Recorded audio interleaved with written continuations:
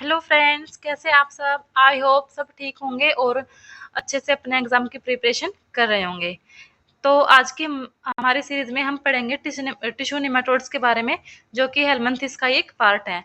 तो निमाटोड्स होते हैं, उसको बेसिकली दो कैटेगरी में डिवाइड किया जा सकता है। First is intestinal nematodes and second one is tissue nematodes.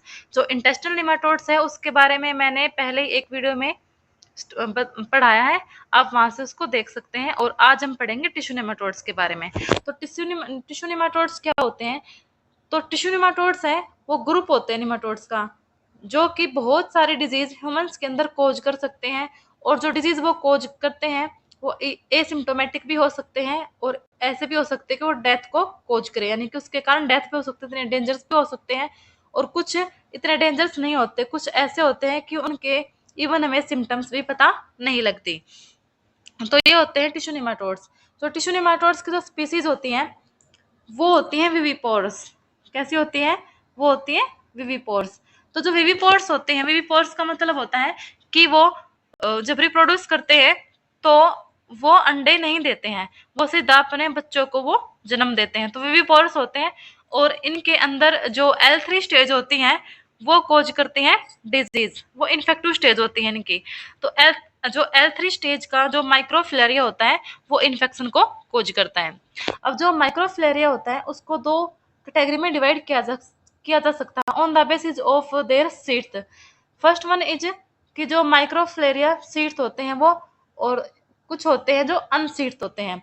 तो जो सीड्स माइक्रोफिलेरिया होते हैं उनको टेल एंड के बेसिस पे दो कैटेगरी में डिवाइड किया जा सकता है।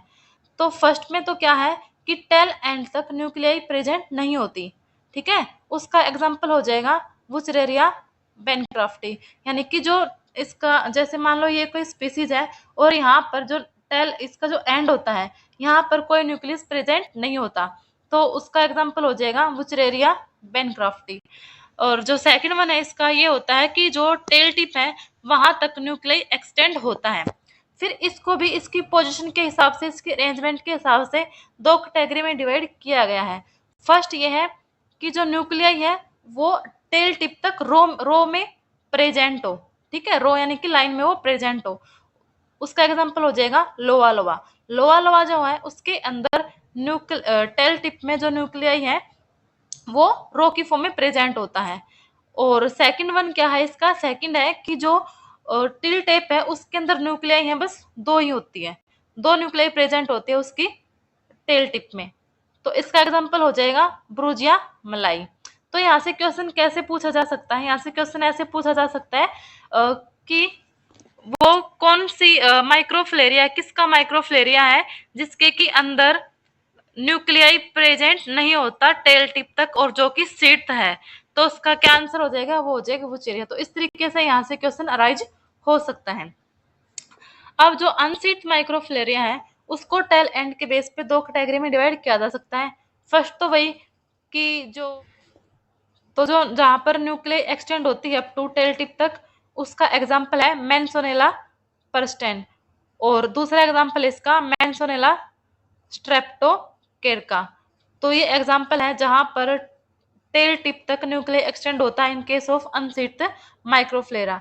ये ज्यादा इंपॉर्टेंट नहीं है हमारे, ज्यादा इंपॉर्टेंट हमारा इसमें ये है जहां पर टेल टिप तक न्यूक्लियर प्रेजेंट नहीं होता, एक्सटेंड वहां तक नहीं होता। तो इसका एग्जाम्पल है मैंसोनेला ओजार्डी एंड सेकंड है ओंकोकेरका वोल्वुलस। ये इसके एग्जाम्पल है। तो यहाँ पर जो इम्पोर्टेंट है वो कौन सा है? वो हमारा वुचरेरिया है, लोआ लोआ है, बुर्जिया है एंड ओंकोकेरका। ये ज्यादा इम्पोर्टेंट है और अब हम इन्हीं की स्टडी करेंगे डिटेल में। तो एग्जाम्पल क्या है इसके? तो वुचरेरिया बेनक्रॉफ्टी, इसमें क्या होता है? इट कोजेज लिम्फेटिक फ्लेरियासिस, ये कोज करता है लिम्फेटिक फ्लेरियासिस। इसका अदर नेम एलिफेंथियासिस भी है, इसको एलिफेंथियासिस भी डिजीज ये कोज करता है। It is transmitted to humans through Aedes, Anopheles and Culex families of mosquito. तो ये ट्रांसमिट होता है ह्यूमन के अंदर बाय मॉस्किटो, मॉस्किटो के भी एडीज, एनाफ्लिस एंड जो क्यूलेक्स फैमिली होती है उसके थ्रू ये ह्यूमंस के अंदर ट्रांसमिट होता है।